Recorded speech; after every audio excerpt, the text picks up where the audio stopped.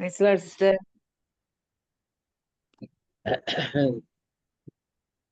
எங்களை அதிகமாக நேசிக்கிற எங்கள் நல்ல தகப்பனே, இந்த மாலை வேலைக்காக நன்றியோடு உம்மை துதிக்கிறோம் சுவாமி. இன்னும் ஒரு புதன்கிழமை மாலை வேளையில சுவாமி இந்த மாதத்தின் கடைசி புதனாய் இருக்கும் போதும் கூட ஜீவனையும் சுகத்தையும் கொடுத்து இப்ப நாங்க பேசிக் கொண்டு வந்தது போல அவருடைய பலத்தினால அல்ல, எங்க பராக்கிரமத்தினால அல்ல, அவருடைய கிருபையினாலேயே ஆகும் என்று சொல்லி ஆண்டவரே நாங்கள் இந்த நாட்களில ஜீவன சுகத்தை கொடுத்திருக்கிறீர். இந்த 8 மாதங்களை கடந்து வர உதவி செய்திருக்கிறீர். நன்றியோடு உம்மை துதிக்கிறோம், உம்மை ஸ்தோத்திரிக்கிறோம் சுவாமி. இதோ இப்பொழுதும் கூட இந்த நாளிலும் நாங்கள் தியானிக்க இருக்கிற ரோமரின் நிருபம் 4ஆம் அதிகாரத்துல நீர் எங்களுக்கு சொல்லிக் கொடுக்கிற உண்மைகளை நாங்கள் விளங்கி கொண்டு அதை எங்கள் இருதயத்துல பதிய வைத்து ஆண்டவரே எங்களுடைய வாழ்க்கையில அபியாசிக்கிறதுக்கு எங்களுக்கு உதவி செய்ய நாம் தகப்பனே, இது நீர் கொடுக்கிற பெரிய சிலாக்கியம்.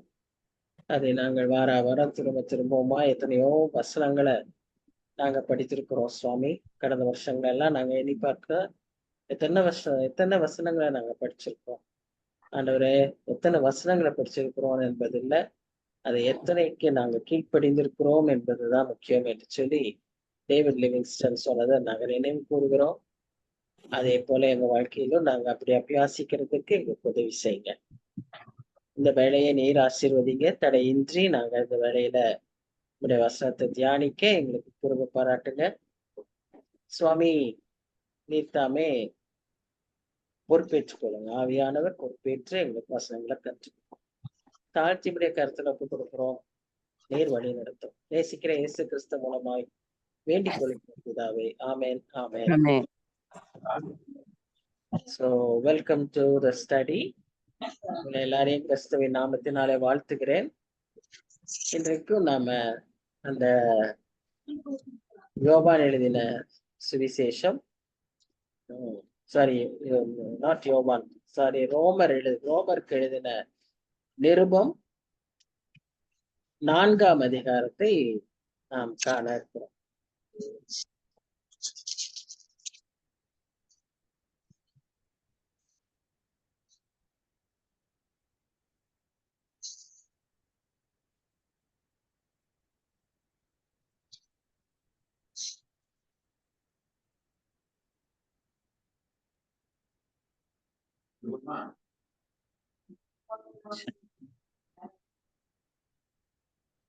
Romans chapter 4. இதுல 2 முக்கியமான கருத்துக்களை முதல் பகுதியான பாதி வசனங்கள்ல பவுல் அடுத்தமாய் எழுதுகிறதை பார்க்கிறோம். இந்த முதல் பகுதியில எதை முக்கியமா தெளிவுபடுத்துகிறார் என்று சொல்லி பார்த்தோம்னால்,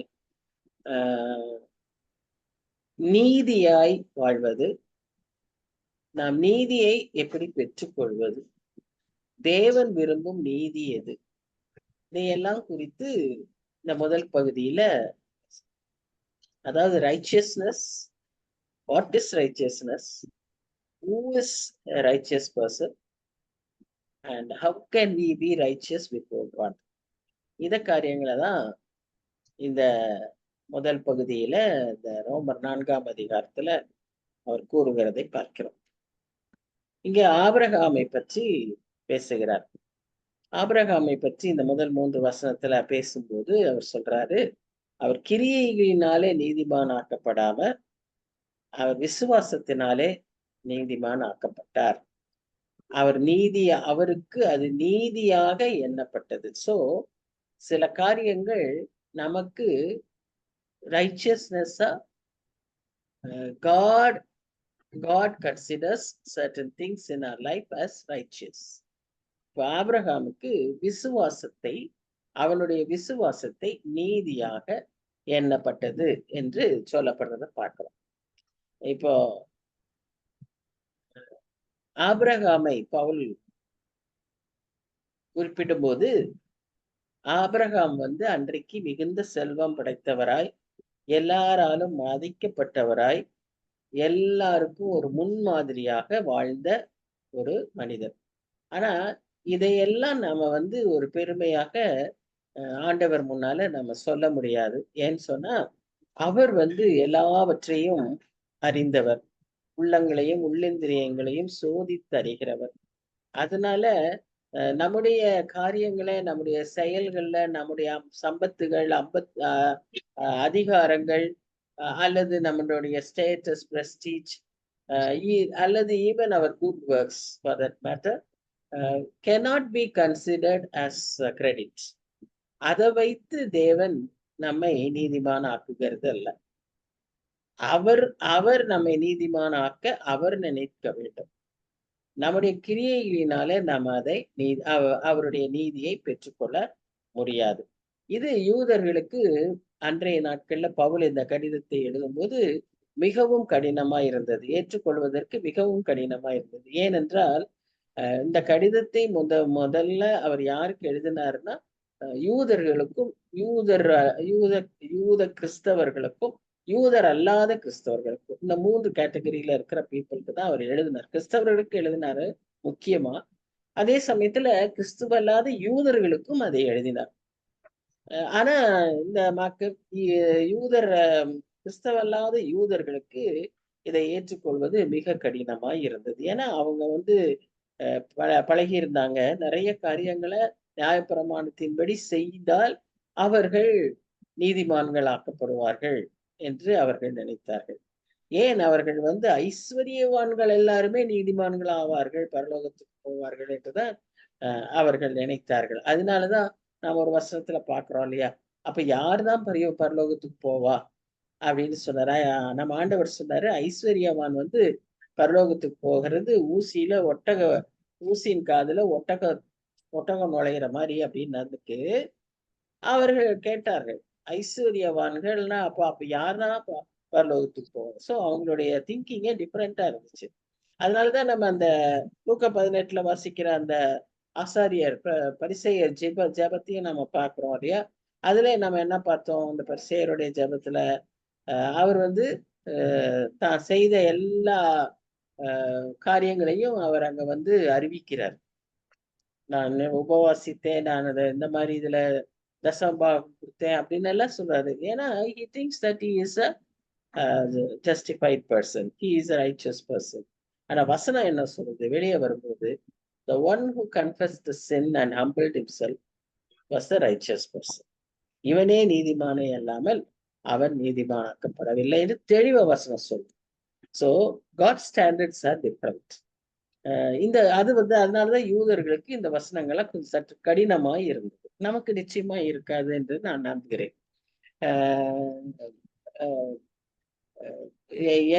பழைய ஏற்பாட்டுல எந்த பகுதியிலுமே ஆபிரகாம் நீதிமான், அவனுடைய கிரியைகளினாலே அவன் நீதிமான் ஆனான், அவனுடைய தியாகத்தினாலே அவன் நீதிமான் ஆனான் அப்படின்னு எல்லாம் நம்ம எங்கேயுமே வாசிக்கிறது இல்லை. அவனுடைய விசுவாசத்தினாலே அவன் நீதிமானான். இப்ப ஆதியாகமம் 15ஆம் அதிகாரம் 6ஆம் வசனத்திலேயே நம்ம அதை தான் வாசிக்கிறோம். அவனுடைய விசுவாசம் அவனுக்கு நீதியாக எண்ணப்பட்டது என்று சொல்லி ஆதியாகமம் 15:6. அதுல என்னன்னா, அவன் கர்த்தரை விசுவாசித்தான், அதை அவனுக்கு நீதியாக எண்ணினார். இன்றைக்கு நமக்கு இருக்கிற அந்த முக்கியமான பாடம் என்னன்னா, நாம் நீதிமான ஆகிறதற்கு முதல் தகுதி நாம் கர்த்தரை விசுவாசிக்க வேண்டும். யூத ரபிகள் எல்லாரும் அந்நாட்களிலே அவங்க நம்பினது என்னவென்றால், அதனாலதான் இயேசு கிறிஸ்துவையே கேட்பாங்க, எங்க தகப்பனாகிய ஆபிரகாமை காட்டிலும் நீர் பெரியவரோ அப்படின்னு கேட்பாங்க. ஏன்னு சொன்னா ஆபிரகாம் தான் எல்லா நியாயப்பிரமாணம் கொடுக்கப்படவே இல்லை. அதுதான் அங்க முக்கியம். ஆபிரகாம் நாட்களில நியாயப்பிரமாணம் கொடுக்கப்படவில்லை. நியாயப்பிரமாணம் எப்ப கொடுக்கப்பட்டது? மோசேயின் நாட்களில. ஆனா அதற்கு முன்பாகவே ஆபிரகாம் நியாயப்பிரமாணத்தின் அனைத்து காரியங்களையும் நிறைவேற்றினவராய் வாழ்ந்ததினாலே அவர்தான் பெரியவர்னு யூத ரபிக்கள் சொல்லி கொடுத்திருக்கிறாங்க. இப்ப அதனால அவங்களுக்கு அவருடைய நீதிமான் ஆகிறதுக்கு அவருடைய அந்த வாழ்க்கை தான் காரணம்னு அவங்களுடைய நம்பிக்கை. பவுல் அதை தெளிவா இந்த இடத்துல அவங்களுக்கு அந்த காரியத்தை விளங்க செய்கிறார். நம்முடைய நல் வாழ்க்கையினால, நம்முடைய சன்மார்க்க ஜீவியத்தினால நாம் நீதிமான் ஆக முடியாது. அதத்தான் அவர் முக்கியப்படுத்துறார். கடவுள் தேவன் அதை நீதியாக அவருக்கு எண்ணினார். அதுதான் அங்க நம்ம பார்க்கிறோம். அவருடைய விசுவாசம் அதை அவர் அவனுக்கு நீதியாக எண்ணினார். இந்த வசனம் ரொம்ப ரொம்ப முக்கியம். கர்த்தரை விசுவாசித்தான், அதை அவர் அவனுக்கு நீதியாக எண்ணினார். Who is accounting it? God is accounting, not Abraham. He cannot account it for himself. ஆனா நமக்குள்ள இருக்கிற ஒரு ப்ராப்ளம் என்னன்னா, எப்பவுமே செல்ஃப் ஜஸ்டிபிகேஷன் நம்மோடு கூடிய ஊறின ஒரு காரியம். It is in our DNA. ஆனா it has to be transformed. அதான் when we come to Christ, when his blood cleanses us, அந்த transformation ஏற்படுது. Our heart becomes different, our DNA becomes different, our desires become different, our thinking becomes different. All the preconceived ideas, strongholds, everything is broken, and we have a new set of concepts. அதுதான் ரட்சிக்கப்படுவதின் அடையாளம். சரி, after we are counted righteous, God begins making us truly righteous by our good works. நமக்கு அந்த நல்ல காரியங்களை செய்வதற்காக உண்டாகிற எண்ணங்களே, அந்த ஆர்வமே எப்ப வரும்னு சொன்னா, நாம் ஆண்டவரால் நீதிமான் ஆக்கப்படும் போதுதான். நாம் ஆண்டவரால் எப்ப நீதிமான் ஆக்கப்படுகிறோம்?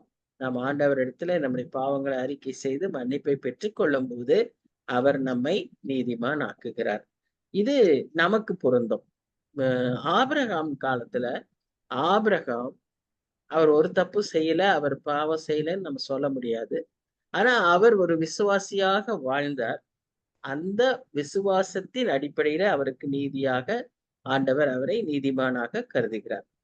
இப்போ 4, 5, 6 வசனங்கள்ல கிரியை செய்கிறவனுக்கு வருகிற கூலி கிருபை என்று எண்ணப்படாமல் கடன் என்று எண்ணப்படும். ஒருவன் கிரியை செய்யாமல் பாவியை நீதிமான் ஆக்குகிற இடத்தில் விசுவாசம் வைக்கிறவனாய் இருந்தால் அவனுடைய விசுவாசமே அவனுக்கு நீதிமான் ஆக்கப்படும். அந்தபடி கிரியைகளில் இல்லாமல் தேவனாலே நீதிமான் என்று எண்ணப்படுகிற மனுஷனுடைய பாக்கியத்தை காண்பிக்கும் பொருட்டு தொடருது. அந்த அந்த அந்த 3 வசனங்கள்ல முக்கியமா என்ன அழுத்தமா சொல்லப்படுறா, not by works, only by Christ, only by faith, only by the word of God, and only by the grace. இதத்தான் அந்த வசனத்துல அழுத்தமா அவர் அங்க சொல்வதை நாம் பார்க்கலாம். அதுல வார்த்தைகள் இப்படி அப்படின்னு மாறி மாறி வந்தாலும் அதுல இருக்கிற குரூக்ஸ் என்னன்னா இதுதான். So salvation is by grace, through faith. அதோடு கூட வேற எதையுமே நம்ம சேர்த்த முடியாது. வேற எந்த காரியமும் கிடையாது. குட் ஒர்க்ஸ் அப்ப செய்ய வேண்டிய அவசியம் இல்லையா? செய்ய வேண்டும். குட் ஒர்க்ஸ் நாம செய்ய வேண்டும். எபேசியர் 2ஆம் அதிகாரத்துல நாம வாசிக்கிறோம், நான் என்ன குட் ஒர்க் செய்யணும்னு அவர் ஏற்கனவே டிசைட் பண்ணி வச்சிருக்காரு. So all our activities and our life is planned by God. அதை நம்ம நல்லா விளங்கி கொள்ளணும். ஃபர்ஸ்ட் ஆஃப் ஆல் அது அவருடைய திட்டம். He has the manual. Washing machine ஓடுறதுக்கு எந்த ஞாபகத்து இருப்பணும், என்ன செய்யணும்னு என் இஷ்ட பிரகாரம் செஞ்சா வாஷிங் மிஷின் ஓடாது. நான் அந்த மேனுவலை பார்த்து செஞ்சாதான் அது ஓடும். அதே மாதிரி the manual is God's plan. அவருடைய திட்ட பிரகாரம் நான் செய்யும் போது சரியாய் வேலை பார்ப்போம், இல்லைன்னா உடைஞ்சிரும். நம்ம லைஃப்ல பிரயோஜனம் எல்லாம் போயிடும். இதுல நம்ம முக்கியமா தெரிஞ்சு கொள்ள வேண்டியது பவர் சோர்ஸ் எங்கன்னா இயேசு கிறிஸ்து, நம்முடைய ரட்சிப்பு. அது பை கிரேஸ்.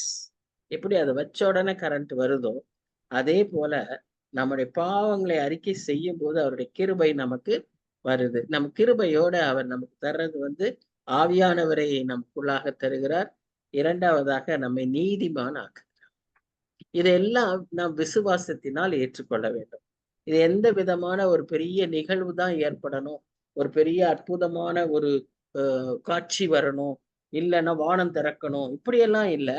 மனதில் ஏற்படுகிற உணர்வு. வார்த்தையினால் அதை நாம் உறுதிப்படுத்தி கொள்கிறோம். கையில நமக்கு பைபிள் இருக்கு. அந்த வசனங்கள் நமக்கு ஆதாரம். இப்படிதான் மார்ட்டின் லூத்தரும் 5 முக்கியமான ஒரு கிறிஸ்தவனுடைய வாழ்க்கையில 5 முக்கியமான காரியங்கள் இருக்கணும். இந்த 5 தவிர வேற எதுவும் இருக்கக்கூடாது அப்படிங்கிறத அவர் சொல்றாரு. அதுல 5 சோலாஸ் அப்படிங்கிறாரு. சோலா ஸ்கிரிப்சுரா அப்படின்னா ஸ்கிரிப்சர் அலோன், கர்த்தருடைய வசனம் மாத்திரமே. சோலா ஃபிடே அப்படின்னா பை ஃபெய்த் அலோன், விசுவாசம் மாத்திரமே. சோலா கிரேஷியா அப்படின்னா கிரேஸ் அலோன் அப்படின்னா கிருபை மாத்திரமே.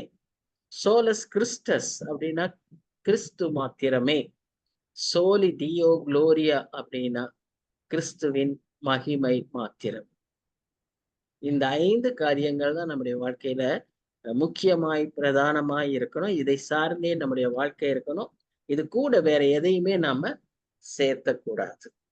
ஏன்னு சொன்னா கிருபைங்கிறது நம்முடைய நற்கிரியைகளுக்கு எதிர்மறையானது. நற்கிரியையினால் நாம் எதையும் செய்ய முடியாது. இன்னைக்கு கோடி கோடி ஜனங்கள் ஒன்னா நற்கிரியைகளை செய்கிறார்கள், இல்லைன்னா தங்களையே வருத்தி கொள்கிறார்கள்.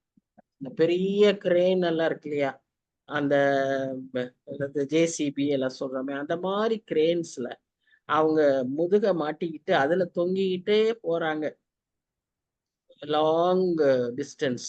அது என்னன்னா சாக்ரிஃபைஸ். நல்ல குழந்தைய இடுப்புல வச்சுட்டு தங்க குடும்பம் நல்லா இருக்கணும்னு சொல்லி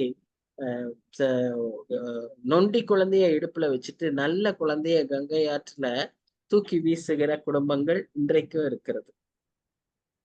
இப்படிப்பட்ட நம்பிக்கைகள்ல இருக்கிறாங்க. பட் நமக்கு கிளியரா ஆண்டவர் சொல்லிருக்காரு, என்னுடைய சுத்த கிருபை, என் கிருபை மாத்திரமே உன்னை ரட்சிக்க முடியும். என் கிருபை மாத்திரமே உனக்கு போதும். என் கிருபை உனக்கு போதும். எவ்வளவு அழகா வசனம் இருக்கு இல்லையா? என் கிருபை உனக்கு போதும். அது நமக்கு இலவசமாய் கொடுக்கப்பட்டது, நம்முடைய தகுதியினால் அல்ல. நாம் எந்த விதத்திலும் அந்த கிருபையை பெற்றுக்கொள்ள தகுதியானவர்களே அல்ல. கிருபைக்கே அர்த்தம் என்னன்னு சொன்னா தகுதியற்றவர்களுக்கு கிடைக்கிற தயவு. ஆக இந்த கிருபையை நாம் போக்கடிச்சிடக்கூடாது, கிருபையை மட்டுப்படுத்த கூடாது. நாம் அதை பெருக்கிக் கொள்ள வேண்டும். அப்போ அவர் யோவான் 1ஆம் அதிகாரத்துல சொல்லுவது போல கிருபையின் மேல் கிருபை, மகிமையின் மேல் மகிமை நமக்கு தர வல்லவராய் இருக்கிறார். சோ எந்த விதத்திலும் நம்முடைய குட் ஒர்க்ஸ்னால நாம் நீதிமானாக முடியாதுங்கிறது தான் அந்த முதல் வசனங்கள்ல அவர் சொல்லுகிற முக்கியமான காரியம். சரி, 7-8 என்ன வாசிக்கிறோம்னா சங்கீதம் 32 இங்க கோட் பண்றாரு. சங்கீதம் 32 முதல் 2 வசனங்கள் அதே வார்த்தைகளை இங்க சொல்றாரு. எவர்களுடைய அக்கிரமங்கள் மன்னிக்கப்பட்டதோ, எவர்களுடைய பாவங்கள் மூடப்பட்டதோ அவர்கள் பாக்கியவான்கள். எவனுடைய பாவத்தை கர்த்தர் எண்ணாதிருக்கிறாரோ அவன் பாக்கியவான் என்று தாவீது சொல்லியிருக்கிறார் என்று இந்த இடத்துல அவர் சொல்றாரு. அதாவது நம்ம நீதிமான் ஆகிறதுக்கு முக்கியமான அவசியமான கண்டிஷன் என்னன்னு சொன்னா மன்னிப்பை, ஆண்டவருடைய மன்னிப்பை நான் பெற்றிருக்க வேண்டும். இன்னைக்கு நம்மளே சிலர் கூட நம்முடைய உலகத்துல நம்முடைய ஜெனரேஷன்ஸ்ல ஈவன் யங்கர் ஜெனரேஷன்ஸ்ல இருக்கிறவங்க எல்லாம் என்ன பாக்குறோம்னா அவங்களால கர்த்தர் நம்மை மன்னித்திருக்கிறார், மன்னித்து விட்டார் என்பதை ஏற்றுக்கொள்ள முடியவில்லை. இது அடுத்த கதை. மன்னிப்பே பெற்றுக்கொள்ளணும்னு நினைக்காத ஒரு கூட்டம், மன்னித்துட்டாருன்றதை ஏற்றுக்கொள்ள முடியாத ஒரு கூட்டம். ஏன்னா நான் இப்படி பாவம் செஞ்சிருக்கிறேன், என்ன அவர் எப்படி சும்மா இலவசமா மன்னிச்சிருவாரா அப்படின்ற மாதிரி அவங்களுக்கு அதுக்காக நான் எதையாவது செய்யணும், நான் அதற்காக ஏதாவது பிராயசித்தம் செய்யணும், அதுக்காக நான் பரிகாரம் செய்யணும், இல்லைன்னா அதுக்காக நான் உபவாசமாவது இருக்கணும் அப்படின்னு நினைக்கிறவங்க உண்டு. ஆனா நம்ம ஆண்டவர் அப்படியெல்லாம் எதையுமே அவர் எதிர்பார்க்கிறார். அதுக்காக உபவாசம் எல்லாம் இருக்கக்கூடாதுன்னு சொல்ல, அதனுடைய நோக்கம் வேற, அது செய்ய வேண்டிய விதம் வேற. இந்த காரணத்துக்காக நாம் அதை செய்ய வேண்டிய அவசியமே இல்லை. ஏன்னு சொன்னா இந்த மன்னிப்பை நாம் பெற்றுக்கொள்ள வேண்டும், நாம் கேட்க வேண்டும், பெற்றுக்கொள்ள வேண்டும். அவ்வளவுதான். ஆண்டவரே நான் பாவி, என்னை மன்னியும், அவ்வளவுதான். கர்த்தர் நம்மை மன்னிக்க ஆயத்தமாய் இருக்கிறார். இப்போ அந்த அகிரிப்பா ராஜா முன்னால பவுல் பேசும்போது அப்போஸ்தலர் நடபடிகள் 26ஆம் அதிகாரம் 18ஆம் வசனத்துல அவர் சொல்றார் பாருங்க. அப்போஸ்தலர் நடபடிகள் 26ஆம் அதிகாரம் 18ஆம் வசனத்துல அவர் சொல்றாரு, அவர்கள் என்னை பற்றும் விசுவாசத்தினாலே பாவ மன்னிப்பையும் பரிசுத்தமாக்கப்பட்டவர்களுக்குரிய சுதந்திரத்தையும் பெற்றுக்கொள்ளும்படியாக அவர்கள் இருளை விட்டு ஒளியினிடத்துக்கும் சாத்தானுடைய அதிகாரத்தை விட்டு தேவனிடத்திற்கும் திரும்பும்படிக்கு நீ அவர்களுடைய கண்களை திறக்கும் பொருட்டு இப்பொழுது உன்னை அவர்களிடத்துக்கு அனுப்புகிறேன். பவுலுடைய வாழ்க்கையின் ஊழியத்தின் திட்டம். பவுல அங்க எதுக்கு அனுப்புனாருன்னு சொல்லி அந்த முதல்ல அவருடைய கண்கள் திறந்த உடனே அவருக்கு கொடுக்கப்பட்ட வாழ்க்கையின் நோக்கம் என்னன்னா, மக்களை என்னண்டை திருப்பு, அவர்கள் பாவ மன்னிப்பை பெற்று பரிசுத்தமாய் வாழ அவர்களை ஏவுதல் செய். ஏன்னு சொன்னா அவங்க இருள்ல இருக்காங்க, அவங்க வெளிச்சத்துக்கு வரணும். அந்த வேலைதான் உன்னுடைய வேலை அப்படின்னு அவர் சொல்றார். ஆண்டவர் அவருக்கு சொல்றார். இயேசு கிறிஸ்து அவர் இடத்துல சொன்னதை அவர் சொல்றார், அந்த பரம தரிசனத்துக்கு நான் கீழ்ப்படியாது இருக்கவில்லை. எவ்வளவு ஷுவரா சொல்றாரு பாத்தீங்களா? அப்ப what is the purpose of God? Paul மூலமா இன்னைக்கு நம்மோட என்ன பேசுறாரு? இருளான வாழ்க்கை நமக்கு அவசியம் இல்ல. நம்ம அவரிடத்துல ரட்சிப்பை பெற்றுக்கொள்ளணும். பெற்றுக்கொண்ட நாம் இந்த வெளிச்சத்தை, இந்த ஒளியை மற்றவர்களுக்கு நாம் அளிக்க வேண்டும். அதுதான் அங்க முக்கியமான ஒரு காரியம். எல்லா பாவமும், சகல பாவங்களும் மன்னிக்கப்படும். அவரிடத்துல மன்னிக்கப்படாத பாவமே கிடையாது. அதையும் நாம இந்த வாலிப பிள்ளைங்களுக்கு நாம் சொல்லணும். அது லைசன்ஸ் அல்ல. அவர் மன்னிக்கிறாருங்கிறது நமக்கு எத்தனை பாவம் வேணா செய்யறதுக்கு லைசன்ஸ் கிடையாது. அதல்ல அங்க அர்த்தம். என் பாவம் கூட மன்னிக்கப்படுமா அப்படின்னு அவங்க யோசிக்கலாம். நான் இவ்வளவு மோசமான காரியங்கள் எல்லாம் செஞ்சிருக்கேன்னே. ஏன்னா நமக்கு தெரியாது. நிறைய பேருக்கு ஒவ்வொருத்தருடைய வாழ்க்கை தெரியாது. ஆனா ஆண்டவருக்கு எல்லாமே தெரியும். அவர் இமைகளை சோதித்தருகிறவர். எதையுமே நம்ம மறைக்க முடியாது. So they will feel, a person may feel, I am not worthy to be forgiven. நான் அவ்வளவு மோசமா நடந்திருக்கேன். But there is no sin which is beyond the forgiveness of God. எதுவுமே அது அவருடைய மன்னிப்பை லிமிட் பண்ணவே முடியாது.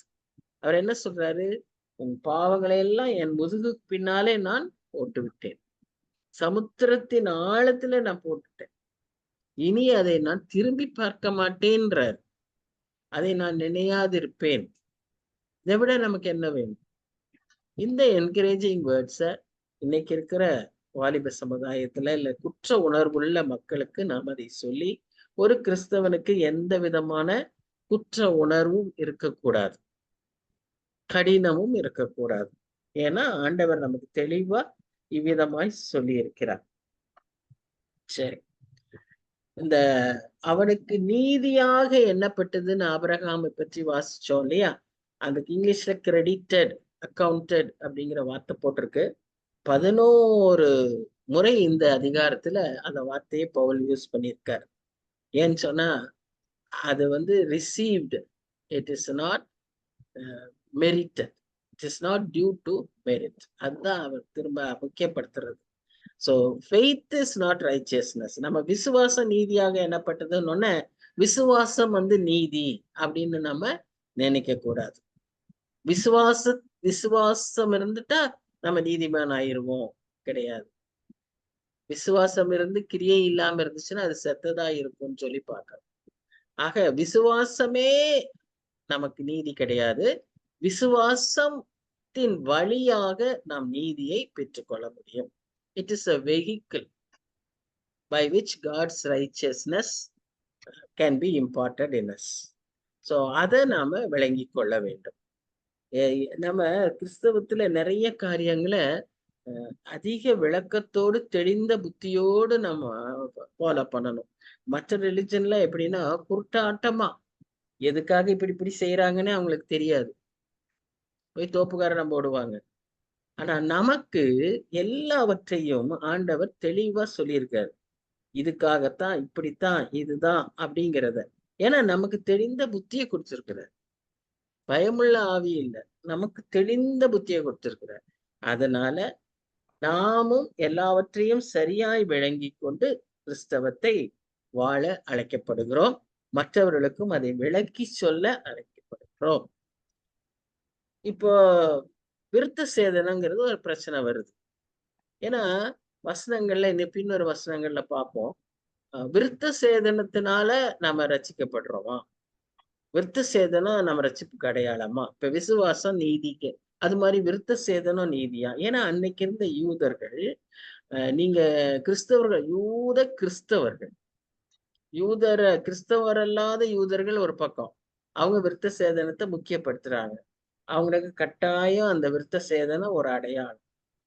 இப்ப யூதனா பிறந்தவன் விருத்த சேதனம் செய்திருக்க வேண்டும். ஆனா கிறிஸ்தவர் அல்ல, யூதரான கிறிஸ்தவர்கள் அல்லது யூதர் அல்லாத கிறிஸ்தவர்கள் கிறிஸ்தவர்களாய் மாறுவதற்கே அவர்கள் முதல்ல யூதர்கள் ஆகணுமா? அந்த முதல்ல யூதர்கள் ஆகணும்னா என்ன அர்த்தம்? எல்லாரும் விருத்த சேதனம் பண்ணணுமா? இப்ப நாமெல்லாம் யூதர் அல்லாத கிறிஸ்தவர்கள், நம்ம குடும்பங்களிலும் விருத்த சேதனம் செய்திருக்க வேண்டும் என்று அவர்கள் முக்கியப்படுத்துகிறார்கள். இது இட் இஸ் ரிச்சுவல் அப்படின்னு வேதம் நமக்கு சொல்லுது. அது நமக்கு அவசியம் இல்லைன்னு அது பவுல் தான் ரொம்ப அழகா அதை சொல்றார்.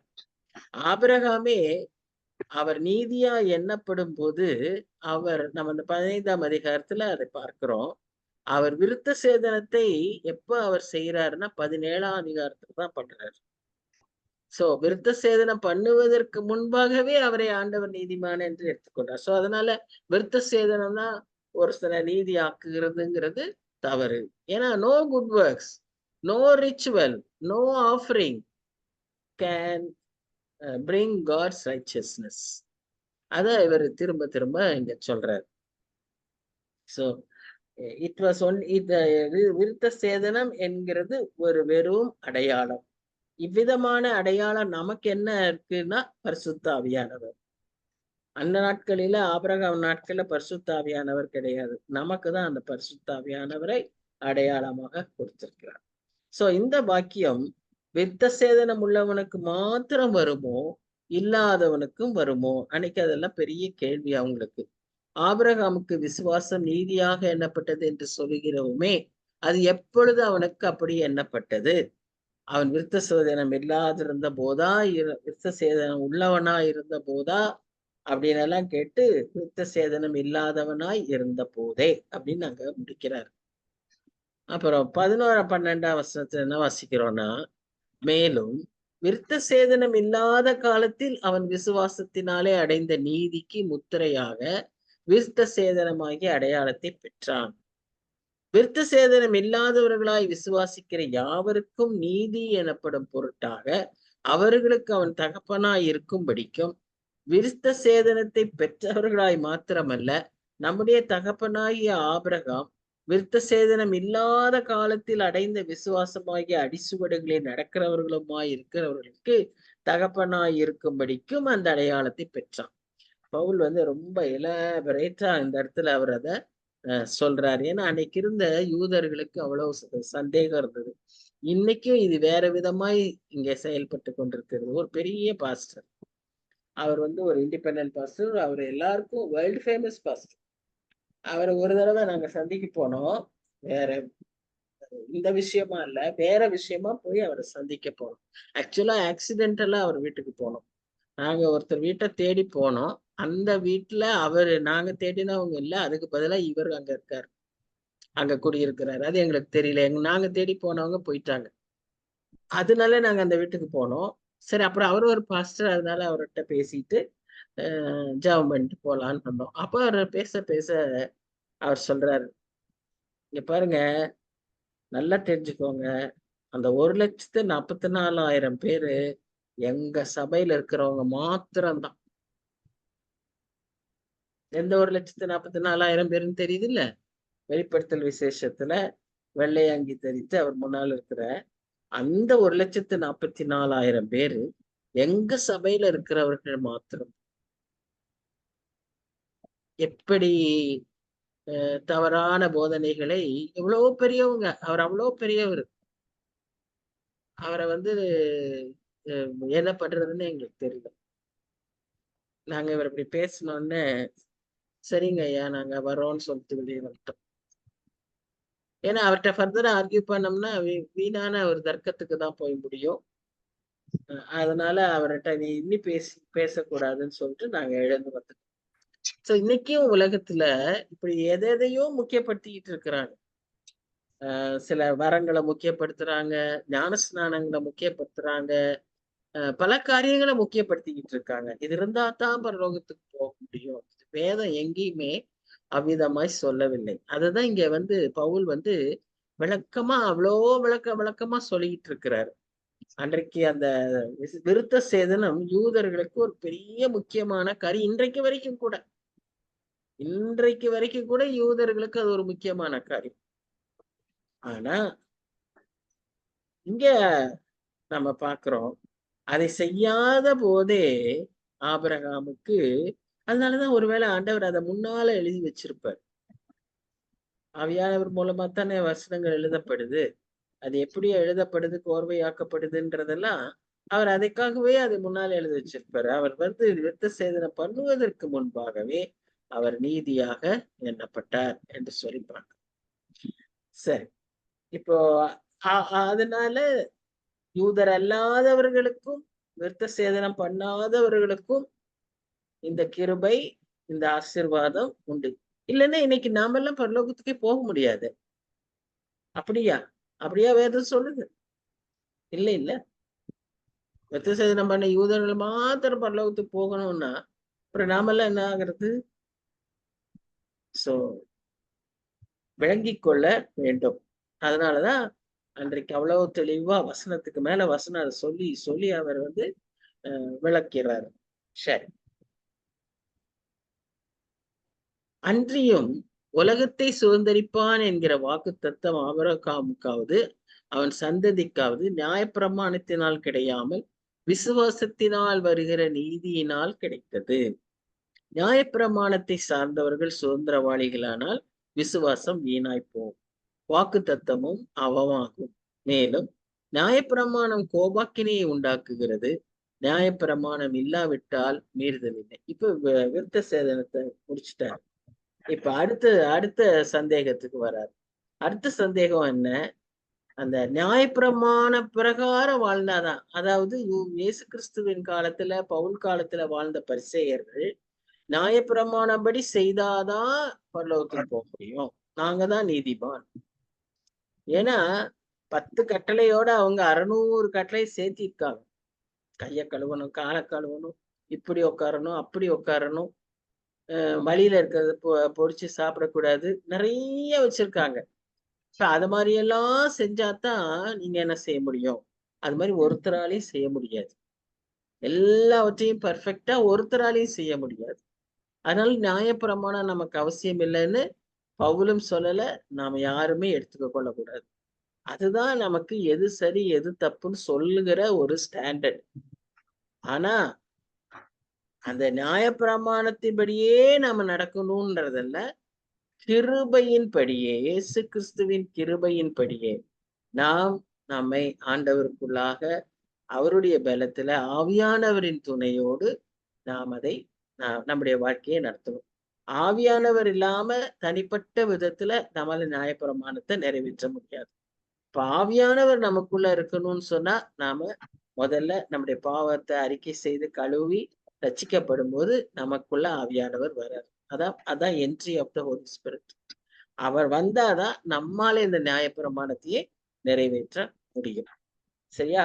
சோ இதனால இங்க நாம என்ன பாக்குறோம்னு சொன்னா, அந்த ஆபிரகாம், ஈசாக்கு, யாக்கோபன் முற்பிதாக்கள் அவங்க எல்லாம் ஆசீர்வதிக்கப்படலையா? அவங்க எல்லாம் நீதிமான்கள் இல்லையா? அவங்களுக்கெல்லாம் நியாயப்பிரமாணமே இல்லையே, இல்லையா? அதனால எல்லாரையும் கர்த்தர் விசுவாசத்தின் நிமித்தமாக அவர்களை நீதிமான் ஆக்குகிறார். So faith is the ground of God's blessing. இன்றைக்கு நமக்கும் இருக்க வேண்டிய முக்கியமான ஒரு காரியம் என்னன்னா விசுவாசம். நியாயப்பிரமாணம் அல்ல. நியாயப்பிரமாணப்படி வாழணும். ஆனா கிறிஸ்துவை விசுவாசிக்கணும். என்னன்னு விசுவாசிக்கணும்? கிறிஸ்துதான் என் இரட்சகர், எனக்காக என் பாவத்தை சுமந்தவர், எனக்காக தன் ஜீவனை கொடுத்தவர்னு விசுவாசிக்கணும். அதான் விசுவாசிக்கணும். விசுவாசிக்கணும்னா எதையாவது விசுவாசிக்கிறது அல்ல, இதை விசுவாசிக்கணும். ஆதலால் சுதந்திரமானது கிருபையினால் உண்டாகிறதா இருக்கும்படிக்கு அது விசுவாசத்தினாலே வருகிறது. நியாயப்பிரமாணத்தை சார்ந்தவர்களாகிய சந்ததியாருக்கு மாத்திரமல்ல, நம்ம எல்லாருக்கும் தகப்பனாகிய ஆபிரகாமுடைய விசுவாசத்தை சார்ந்தவர்களான எல்லா சந்ததியாருக்கும் அந்த வாக்கு தத்தம் நிச்சயமா இருக்கும்படி அப்படி வருகிறது. சோ இப்ப அந்த கிருபைன்னு பார்க்கும்போது நோவா காலத்திலிருந்து கிருபையை பற்றி ஆண்டவர் சொல்றார். நோவாவுக்கோ கர்த்தரின் கண்களில் கிருபை கிடைத்தது. அவர் எந்த நியாயப்பிரமாணம், அவர் எந்த விருத்த சேதனம் இல்லையா? எபிரேயர் 11ஆம் அதிகாரம் 7ஆம் வசனத்துல என்ன வாசிக்கிறோம்னா, விசுவாசத்தினாலே நோவா தேவனால் எச்சரிக்கப்பட்டு காணாத வரப்போகிற காரியங்களை குறித்து அறிந்து கர்த்தருக்கு பயப்படுகிற பயத்தோட அவர் என்ன செஞ்சாராம், அந்த ஆர்க்க கட்டினாருன்னு சொல்லி பேழையை கட்டினார், தன் வீட்டையாரை ரட்சித்து கொண்டார் என்று சொல்லி நம்ம வாசிக்கிறோம். அதே சமயத்துல உலகத்தாரை எச்சரித்தார் என்றும் வாசிக்கிறோம். பாருங்க, நோவாட்டிருந்து நம்ம கத்துக்க வேண்டியது, அவர் விசுவாசிச்சாரு, அவர் தேவ பக்தியோட பயத்தோட தன்னுடைய செயலை செய்தார், கீழ்ப்படிந்தாரு. அதன் நிமித்தமாய் குடும்பத்தை ரட்சித்து கொண்டார். அதோடு கூட உலகத்தாரை எச்சரித்தார். தன்னோட ரட்சிப்பு, குடும்ப ஆதாயம், உலகத்தாரை எச்சரித்தார். இது நம்முடைய வாழ்க்கையில இருக்கணும். நாம் ஒவ்வொருவரும் ரட்சிக்கப்பட்டிருக்கணும். நம்ம குடும்பத்தை ஆதாயப்படுத்தணும், கிறிஸ்துவின் பேழைக்குள்ள கொண்டு வரணும், உலகத்திற்கு ஆயத்தப்படுத்தணும். இது நமக்கு கொடுக்கப்பட்டிருக்கிற பெரிய ஒரு பொறுப்பு. சரி, இப்போ 2 விதமான கிருபைகள் உண்டு. ஒன்று பொதுவான கிருபை, சாவரின் கிரேஸ். இன்னொன்று சேவிங் கிரேஸ். இந்த சாவரின் கிரேஸ் எல்லாருக்கும் பொதுவானது. அதாவது இயேசு கிறிஸ்து தேவன் தம்முடைய ஒரே பேரான குமாரனை இந்த உலகத்துல அனுப்பி தன்னுடைய அன்பை இவ்வளவாய் அன்பு கூர்ந்தார். அந்த தேவ கிருபை, பொதுவான கிருபை. ஆனா தனிப்பட்ட ரட்சிப்புங்கிறது தனிப்பட்ட கிருபை, சேவிங் கிரேஸ். நாம் ஒவ்வொருவரும் அந்த தனிப்பட்ட கிருபையை அனுபவிக்க வேண்டும். அந்த பொதுவான கிருபையோட உட்காந்துடக்கூடாது. நிறைய கிறிஸ்தவங்க என்ன நினைக்கிறாங்கன்னா, எனக்கும் இந்த வசனம் எல்லாம் தெரியும், ஆமா இயேசு கிறிஸ்து உலகத்துக்கு வந்தாரு, பாவையை ரட்சித்தாரு, பாவையை ரட்சிக்கிறதுக்காக அவர் இந்த உலகத்துல மரிச்சாருன்னு எல்லாமே இருக்கும். இப்போ உங்க அக்கௌண்ட்ல 1 lakh ஒரு தாத்தா போட்டிருக்கிறாரு, அது செய்தி. ஆனா அந்த 1 lakh நீங்க என்ன செய்யணும்? பொதுவா இருக்கு, அது பேங்க்ல இருக்கு, it is in the account. But நீங்க எடுக்கணும்னு சொன்னா you must draw it from by using the cheque. அதே மாதிரி தான் saving grace needs a response. ஆண்டவர்கிட்ட நம்ம அறிக்கை செய்து மன்னிப்பை பெற்றுக்கொள்ளலாம். அப்ப அவர் நமக்கு ஒரு பூரண சமாதானத்தையும் இளைப்பாறுதலையும் தருகிறார் என்று சொல்லி நாம பார்க்கணும். இப்ப அடுத்த 17, 18 வசனத்துல என்ன வாசிக்கிறோம்? 17ஆம் வசனம் ஒரு முக்கியமான வசனம். அதுல நான் நடுப்பகுதியில வாசிக்கிறோம் பாருங்க. இல்லாதவைகளை இருக்கிறவைகளை போல் அழைக்கவருமாயிருக்கிற தேவனுக்கு முன்பாக நம்ம எல்லாருக்கும் தகப்பனானான். இத்தனை வசனங்கள்ல இந்த வசனம், இந்த பார்ட் ஒரு ரொம்ப அவசியமான முக்கியமான ஒரு வசனம். அதாவது இல்லாதவைகளை இருக்கிறவைகளாய் காண்கிற தேவன். நம்முடைய தேவன் எப்படிப்பட்டவர்னா, ஆபிரகாமுக்கு குழந்தை பிறக்கக்கூடிய எதுவுமே சாத்தியக்கூறே கிடையாது. ஆனா அவரை என்னன்னு சொல்றாரு, நீ அநேகருக்கு சந்ததிக்கு நீ தகப்பனாவாய், வானத்து நட்சத்திரங்களை போல உன் சந்ததி இருக்கும், கடல் மனத்து போல இருக்கும். But he was not physically eligible to bear a child. பாத்துக்காங்க, அந்த மாதிரி அவர் ஆசீர்வதிக்கும் போது இல்லாதவைகளையே இருக்கிற விதமாய் காண்பிக்கிற சூப்பர்நேச்சுரல் work, a supernatural life giving work அவருடைய வாழ்க்கையில இருந்ததுனாலதான் அவர் ஆவிக்குரிய தகப்பனாய் நமக்கும் இருக்கிறார். இதுல இருந்து நமக்கு என்ன தெரியுது? நம் ஆண்டவர் நம்மை நீதிமான் ஆக்கும் போது, நம்மை தகுதியாக்கும் போது, நம்மில் இருக்கிற விசுவாசத்தை பார்த்தோம், நம்மில் இருக்கிற பரிசுத்தத்தை பார்த்தோம், நம்மில் இருக்கிற பக்தியை பார்த்தோம் அவர் ஆக்குகிறது இல்லை. ஏன்னா நம்ம இடத்துல அதெல்லாம் இல்லை. நம்மகிட்ட பரிசுத்தம் இல்ல, பக்தி இல்ல, பயம் இல்ல, ஒழுக்கம் இல்ல, எதுவுமே இல்லை. ஆனா நம்ம எப்படி அவர் பார்க்கிறார்? நீதிமானாய் பார்க்கிறார். He counts us as a saint even when we do not have all these things. அதுதான் இல்லாதவைகளை இருக்கிறவைகளை போல் அழைக்கிற தேவன். நமக்கு அதெல்லாம் இல்ல, ஆனா அதெல்லாம் இருக்கிற மாதிரி நம்மள என்ன செய்யறாரு? அழைக்கிறார். இந்த மாதிரி நம்ம சொல்லும் போதே ஒரு சிலரை நாம என்ன செய்ய முடியும்னா ஒரு பெரிய கன்வர்ஷன், ஒரு பெரிய டிரான்ஸ்ஃபர்மேஷனுக்கு கொண்டு வர முடியும். நான் ஏற்கனவே இதை நீங்க சொன்னான்னு தெரியல. கிஃப்டட் ஹேண்ட்ஸ்ன்னு ஒரு பெரிய புக்கு. அதாவது யாரை பற்றி அப்படின்னு சொன்னா, பென் கார்சன் அப்படிங்கிற ஒரு டாக்டரை பத்தி. அந்த டாக்டருக்கு ஞாபகத்திலேயே வைக்க முடியாது படிக்கிறப்போ. when he was in school எப்பவும் ஃபெயில் ஆகிட்டே வருவான். he was in America. அங்க எல்லாரும் ஒயிட்ஸ், இவன் பிளாக்கு. அதனாலேயே அவனை கேலி பண்ணுவாங்க. அவன் மார்க் எப்பவும் 2க்கு மேல வந்ததே கிடையாது. அதான் மேக்சிமம். அதனால எல்லாரும் கேலி பண்ணுவாங்க. ஆனா அவங்க அம்மா இட்ஸ் வெரி ப்ரேயர்ஃபுல் லேடி. அவங்களுக்கு ஆண்டவர் இந்த குணத்தை கொடுத்தாரு. நமக்கு கர்த்தருடைய பிள்ளைகளா இருக்கும்போதுதான் அவருடைய குணாதிசயங்கள் நம்மில் விளங்கும். அந்த அம்மாவுக்கு அந்த குணத்தை அவர் கொடுத்ததுனால அந்த அம்மா அந்த பையனை பார்க்கும்போதெல்லாம் சொல்லுவாங்க, கவலையே படாத Carson, you will become a great person, you will become a great person. இவ்வளவுதான். இப்படியே சொல்லி சொல்லி அவன் 2 மார்க் வாங்கிட்டு இருந்த பையன் ஒரு பெரிய டாக்டரா, அதாவது நல்லா அந்த பிக்கப் பண்ணிட்டான். பிக்கப் பண்ணதுனால நல்ல ப்ரொமோஷன். அவங்களுக்கெல்லாம் இப்ப டபுள் ப்ரொமோஷன்லாம் இருக்கும். இங்க நம்ம ஊர்ல எல்லாம் அதெல்லாம் கிடையாது. அவன் நல்லா படிச்சிருக்கான்னா அவன் 7th ஸ்டாண்டர்டுக்கு தகுதினா 5th இருந்து 7th போயிடலாம். அந்த மாதிரி. So very quickly he became a doctor and then he became a surgeon.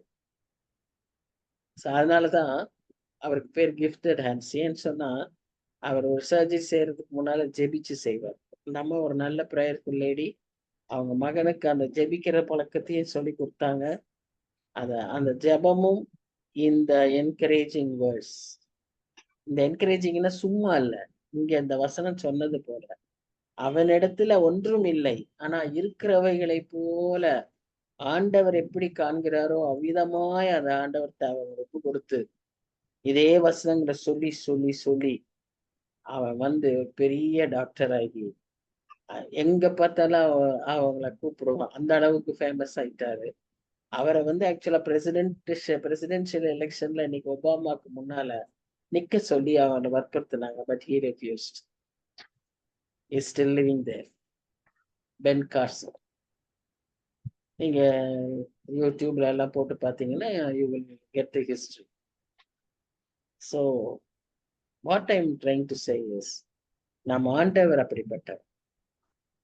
அது அந்த அந்த கண் முன்னால அந்த பையனை மாத்திச்சு. ஒரு 2 மார்க் வாங்கின பையன் ஒரு பெரிய சச்சன் ஆயிட்டான். நம்மையும் அப்படித்தான் அவர் பார்க்கிறார். இது ஒரு சாதாரண மனுஷரால செய்ய முடியும் போது எல்லாம் படைத்த ஆண்டவர் நம்மையும் அப்படிதான் பார்க்கிறார்.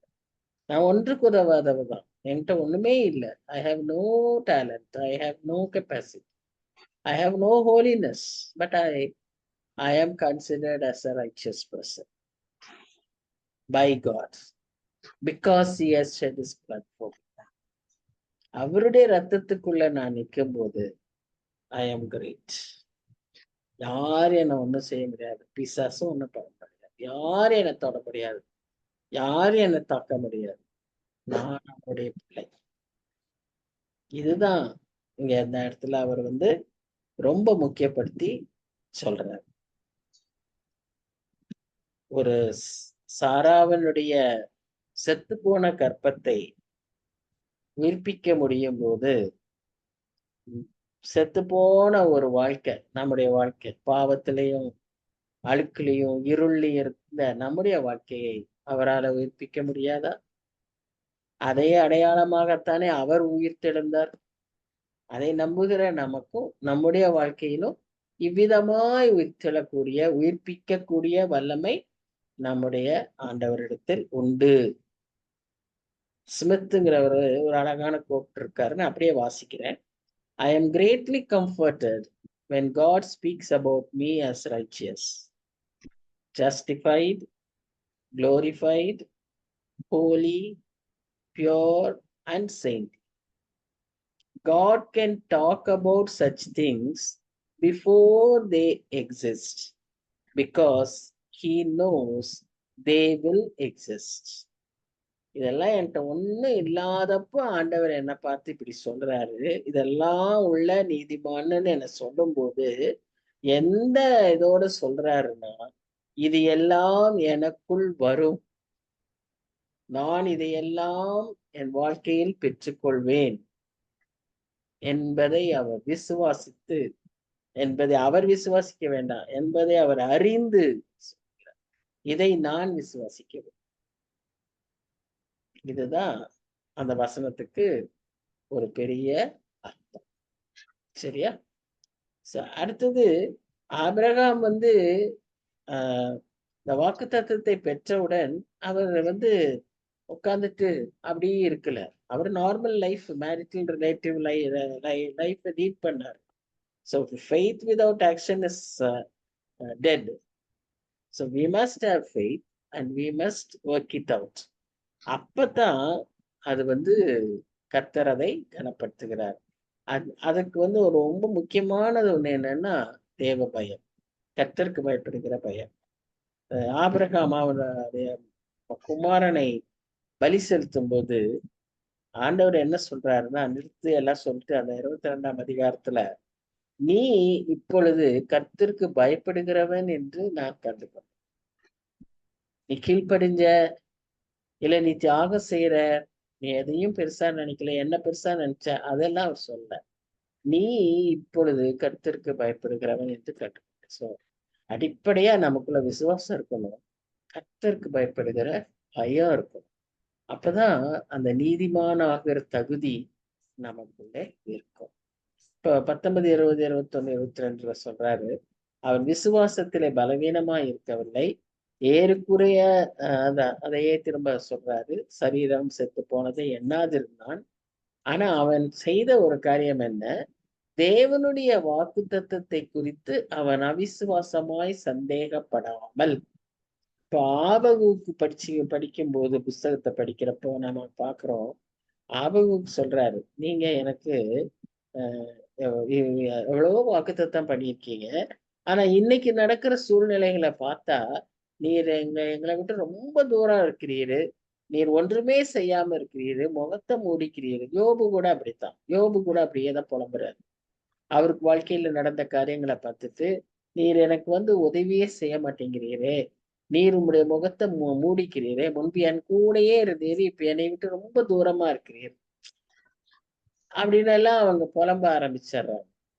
ஆனா கடைசியில யாபகுக்கு அவர் அப்படியே ஆண்டவருடைய பதிலினால அப்படியே அவன் வந்து உருவாகி எந்த அளவுக்கு வந்துட்டாரு, அத்திமரம் காய்க்காட்டினாலும் ஆட்டுக்கடா இல்லாட்டினாலும் நான் உங்களுக்கு மகிழ்ச்சியா இருப்பேன்னு சொல்லி அந்த நிலைமைக்கு வந்தார். ஆனா ஆபிரகாம் அப்படி இல்லை. அவர் ஒரே பிடியா, அவருக்கு எல்லா அடையாளமும் எல்லா சாத்தியக்கூறும் மாறி போனாலும் நான் கர்த்தரையே நம்புவேன். அந்த வாக்கு தத்தத்தை அவர் சந்தேகப்படாமல் அவர் பிடித்து கொண்டார். ஏன்னா வாக்குத்தத்தம் பண்ணினவர் உண்மை உள்ளவர், அதை நிறைவேற்ற வல்லவராய் இருக்கிறார் என்று முழு நிச்சயமாய் நம்பி தேவனை மகிமைப்படுத்தி விசுவாசத்தில் வல்லவனானான். இன்னைக்கு நம்ம சில காரியங்களுக்காக காத்திருக்கும் போது நிறைய பேர் நம்ம கேள்வி கேட்போம். அப்போ அந்த சமயத்துல நாம அந்த வாக்கு தத்தத்தை நம்பினவர்களாய், நமக்கு சொன்ன வாக்கு தத்தத்தை அவர் நிச்சயம் நிறைவேற்றுவார் என்ற நம்பிக்கையோடு தேவனை மகிமைப்படுத்தி அவரை நாம் புகழ்ந்து பேசணும். நல்லா எல்லாம் நன்மையா பிளெஸிங்ஸ் இருக்கும்போது அது ஈஸி. இப்படி ஒரு சூழ்நிலை இருக்கும்போது நமக்கே கஷ்டம். சுற்றி இருக்கிறவங்க கேள்வி கேட்கும்போது ரொம்ப கஷ்டம். அப்போ ஆபிரகாம் என்ன செஞ்சானா, அவிதமாய் செய்து அவன் விசுவாசத்தில் வல்லவனானான். விசுவாசித்தான் ஒன்று, இது விசுவாசத்தில் வல்லவனானான். அந்த வசனம் என்ன சொல்லுது பாருங்க, ஆகையால் அது அவனுக்கு நீதியாக எண்ணப்பட்டது. நாம் எப்படி நீதியாக்க முடியும்? அவ்விதமாய் நீதியாக முடியும். சோ விசுவாசத்திலே வல்லவர்களாய் நாம் ஆக வேண்டும். அதிலே வரல, நமக்கு வர்றதுக்கு வாய்ப்பே இல்லை. All Windows closed. அப்பதான் we should praise God. அது எப்படி பிரைஸ் பண்றது? இதெல்லாம் மூடினாலும் இதுக்கு மேல பெரியவர் நீர் சுவாமி, நீர் நிச்சயம் எனக்கு செய்வீர், உங்களுடைய வாக்கு தத்தத்தை எனக்கு நிறைவேற்றுவேன். சோ ஆபிரகாம் வேற ஒன்னும் செய்யல, ஹியர் ஐ ஆம்னு தன்னுடைய வாழ்க்கைய அவருக்கு ஒப்பு கொடுத்து விசுவாசத்துல வல்லவனானான். ஆகவே அது அவனுக்கு நீதிமானாக்கப்பட்டது. சரி, சில சமயங்கள்ல இந்த மாதிரி சூழ்நிலையில தான் நம்மை பற்றி கொஞ்சம் அதிகமா யோசிக்கும் போது, எப்பவுமே நல்லா பாருங்க, நம்மை பத்தியே யோசிச்சுட்டு இருந்தோம்னா அல்லது பிசாச பற்றி யோசிச்சுட்டு இருந்தோம்னா, இப்ப எனக்கு ஒரு கசின் இருக்கா, அவளுக்கு ஒரு சன். அவளுக்கு இப்ப அவனுக்கு கல்யாணம் ஆகிற வயசு கடந்துருச்சுன்னு வைங்க அப்படின்னு அவ சொல்றான். Going to cross 30. ஸோ அவளுக்கு என்னன்னா, இன்னும் கல்யாணம் ஆகலையே, இன்னும் கல்யாணம் ஆகல. இதனால என்னாச்சு, சுத்தி இருக்கிறவங்க எல்லாம் கேக்குறாங்களா, நீங்க போய் அவங்கள போய் ஜெபம் பண்ணுங்க, இங்க போய் ஜெபம் பண்ணுங்க. இவ்வளவு அங்கேயும் இங்கேயும் ஓடுறா, உபவாசம் இருக்கிறா, எல்லாம் பண்றா. அவங்க எல்லாம் என்ன சொல்றாங்க, இது மூதாதையர் சாபம், அந்த சாபம் உங்க வீட்டுல இப்படி இருக்கு அப்படி இருக்கு. அதான் அவன்கிட்ட உடனே சொன்னேன். அவன்கிட்ட சொன்ன, இப்படிலாம் சொல்றாங்கக்கா, என்ன பண்றதுன்னே தெரியலக்கா. நான் சொன்னேன், ஒண்ணு நீ பண்ணாத, நீ பண்ணது தப்பு, இங்கேயும் அங்கேயும் ஓடுனதுதான் தப்பு. உனக்கு வசனம் இருக்கு, ஜெபம் பண்ண முடியும், ஏன் நீ அங்கேயும் இங்கேயும் ஓடுன? நீ இப்ப யார நினைக்க ஆரம்பிச்சிட்ட? பிசாசையும் இந்த சாபத்தையும், இது யார் மூலமா வந்ததுன்னு இதை நினைச்சுக்கிட்டு உட்கார்ந்துருக்க. நீ எதுக்காக ஜெபிக்கிற, யார்கிட்ட ஜெபிக்கிற, அதையே விட்டுட்ட. அந்த கோட்டை, அதையெல்லாம் கோட்டையை விட்டாச்சு.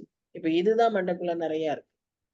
நாம் சுயமாய் நமக்குள்ள நாம் இப்படி காரியங்களை யோசிக்கும் போது, our own resources, our own ability, இதெல்லாம் நம்ம நினைச்சு நினைச்சு யோசிக்கிறப்போ கர்த்தர் என்ன சொன்னாருங்கிறதையே நாம மறந்துடும்.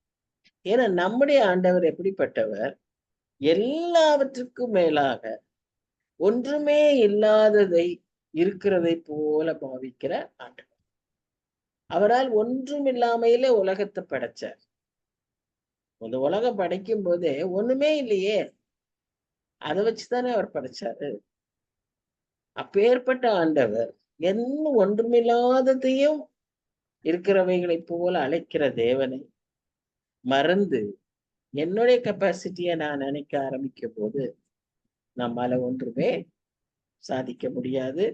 தவறான வழிகளில போயிடும். வசனம் சொல்றது, not by might, not by power, but by spirit. பலத்தினாலும் அல்ல, பராக்கிரமத்தினாலும் அல்ல, நான் கொடுக்கிற பரிசுத்தாவியினாலேயே. எதையும் நம்ம அச்சீவ் பண்ண முடியாது, நம்மால எதுவும் செய்ய முடியாது. அவருடைய துணை இல்லாம நம்ம எதையும் பெற்றுக்கொள்ள முடியாது. அதனால அவர்கிட்ட மொத்தமா நம்ம கொடுத்துருவோம். அவர் வாக்கு தத்தத்தை கெட்டியா பிடிச்சுக்குவோம். நீ சொல்லியிருக்கிறீர், மனுஷனால் கூடாததுதான், தேவனால் எல்லாம் கூடும். Nothing is impossible to you Lord. எனக்கு செஞ்சு கொடுங்க, நீங்க தான் செய்யணும். அப்படிதான் நம்ம கேட்கணும். அதே மாதிரிதான் ஆபிரகாமுடைய விசுவாசம் அசையவே இல்லை. So our God is a big God, great God. Is your God too small? No, our God is a big God. ஆபிரகாமின் தேவன் பெரிய தேவன், நம் தேவனும் பெரிய தேவன். நாம் அதை விசுவாசிக்க வேண்டும். அப்படி நாம் விசுவாசிக்கும் போது அது அவனுக்கு நீதியாக எண்ணப்பட்டது. வசனம் சொல்லுது பாருங்க, அவனுக்காக மாத்திரமல்ல நமக்காகவும் எழுதப்பட்டிருக்கு. நாமும் நீதிமான் ஆக முடியும். நம்முடைய கர்த்தராகிய இயேசுவை மரித்தோரிலிருந்து எழுப்பினவர் விசுவாசிக்கிற நமக்கும் அப்படியே எண்ணப்படும். அவர் நம்முடைய பாவங்களுக்காக ஒப்பு கொடுக்கப்பட்டு நாம் நீதிமான்கள் ஆக்கப்படுவதற்காக எழுப்பப்பட்டும் இருக்கிறார். நமக்காக அவர் சிலுவையில ஒப்பு கொடுக்கப்பட்டாரு. நாம் நீதிமான்கள் ஆகிறதற்காக அவர் உயிரோடு எழும்பினார். அவர் உயிரோடு எழும்பினது போல நம்மில் இருக்கிற எல்லா செத்த கிரியைகளோட எல்லா அசுத்தமான காரியங்களையும் ஒன்றுமில்லாதவைகளையும் நீக்கி நமக்குள் இருக்கிற அவர் விரும்புகிற காரியங்களை அவர் எழுப்ப வல்லவராய்.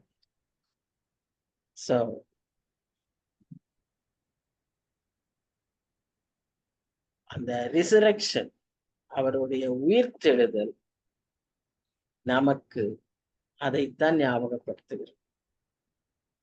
அந்த உயிர்த்தெழுதலின் மூலமாக நமக்குள் சிறை பெற்றிருக்கிற, நமக்குள் செத்து போன, நமக்குள் இல்லாதிருக்கிற காரியங்களை எல்லாம் உயிர்ப்பித்து பரிசுத்தத்தை, அன்பை, மனதுருக்கத்தை,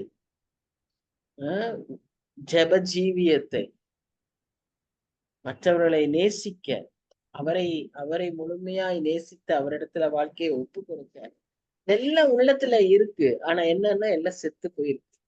ஏன்னா அதுக்கு மேல ஏறி வேண்டாததெல்லாம் உட்கார்ந்து அதை எல்லாத்தையும் எடுத்துட்டு எப்படி கல்ல புரட்டி போட்டாரோ இங்கேயும் எல்லாத்தையும் எடுத்து போட்டுட்டு அவர் உயிரோடு எழுந்தது போல நமக்குள்ளாகவும் அந்த காரியங்களை செத்த கிரியைகள் அற நம்மை உயிர்ப்பிக்கிற தேவனாய் இருக்கிறார்.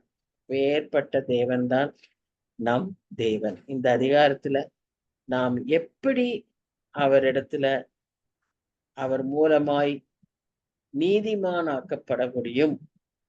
ஆபிரகாமை கொண்டு அவர் நம்மோடு பேசணும். ஆபிரகாமுக்கு விருத்த சேதனம் கிடையாது, நியாயப்பிரமாணம் கிடையாது. நமக்கும் அதேதான். நமக்கு எந்த ரிச்சுவலும் கிடையாது. நாமும் we are not bound by the laws. We need the laws to know what is wrong and what is right. But the law cannot deliver us. Law cannot save us. It is only by Jesus Christ's blood and through his grace and our faith we can be saved. அதுதான் இந்த அதிகாரத்தின் மொத்த சாராம்சம். கர்த்தர் நமக்கு இதை விளக்கி தருவாராக. நம்மோடு கூட இந்த வசனங்களின் மூலமாய் தொடர்ந்து பேசுவாராக.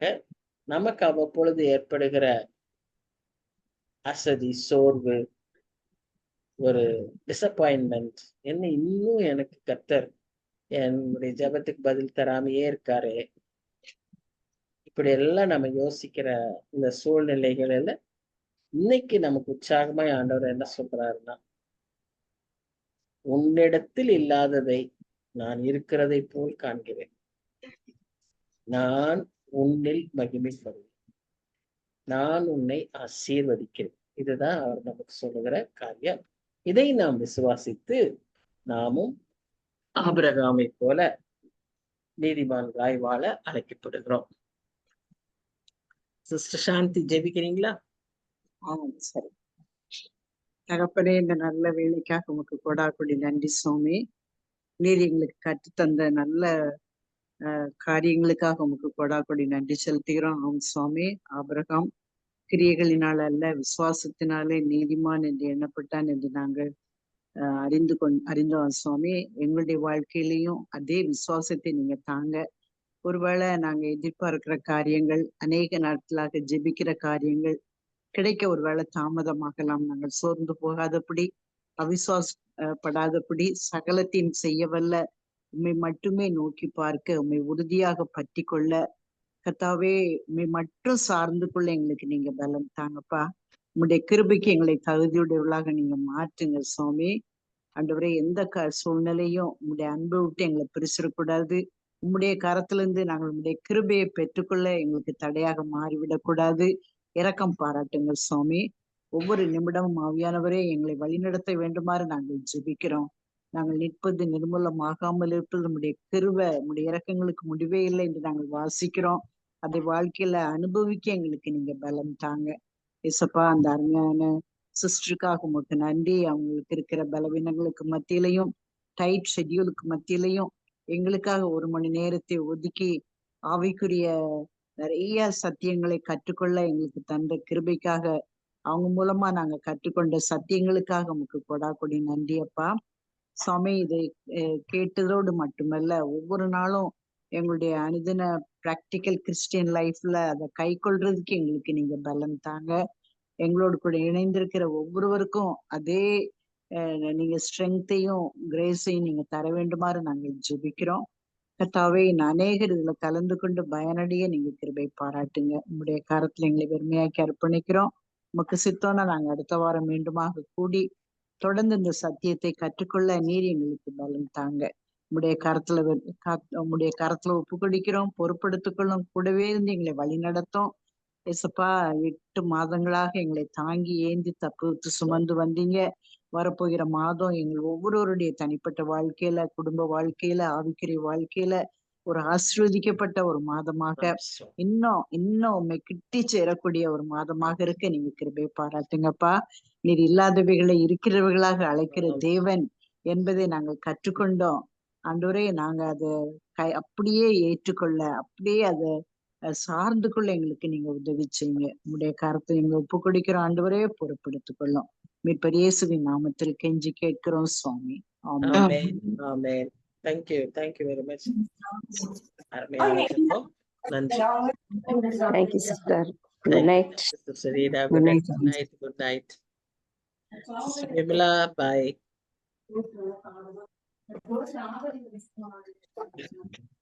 Shanti sister, bye. Good night. Bye sister, good night.